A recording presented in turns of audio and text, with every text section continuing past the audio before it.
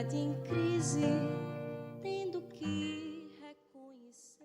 O que faz uma mulher sofrer? O que faz uma mulher apanhar, ser ultrajada, ser abusada?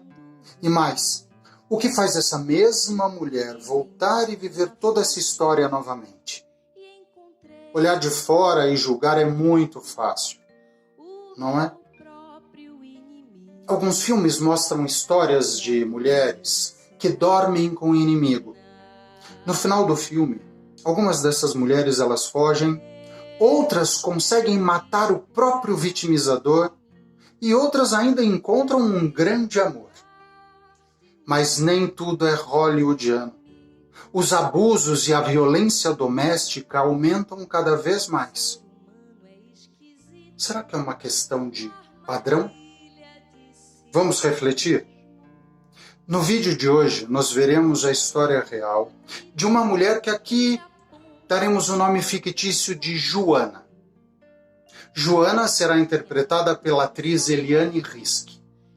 Eu sou Robson Raga e espero que vocês apreciem.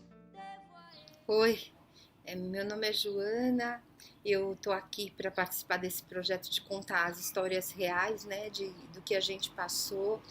Eu era ainda muito criança, e na casa da minha mãe, e tinha sempre muito problema, assim, do meu pai beber, né? Meu pai, ele bebia, ele virava outro. Ou hoje em dia diz que ele era aquele outro que a bebida deixava mostrar.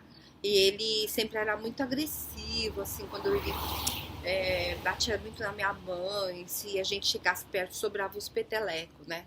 Eu era a mais velha, e eu lembro de um dia que eu tinha 5 anos, e ele cismou, reinou que ela tinha saído sem ordem dele, porque ela tinha que ter ordem dele pra tudo, né? E aí, eu tinha mais 3 irmãos, a gente tava tudo deitadinho, assim, tudo junto, né? Porque era no mesmo colchão. E aí, o que acontece? Ela pegou e fez o seguinte, ela pegou e pôs a gente dormir, e ele começou a brigar, chegou de bebida, só que aí de repente sentiu um cheiro de querosene, assim, ele tinha batido nela e ela tinha ficado muito mal, caída no chão, e ele tava jogando querosene, e tava jogando essa querosene e tava queimando a gente. Então, essa coisa é muito triste, assim, porque fica marca pra toda a vida, né?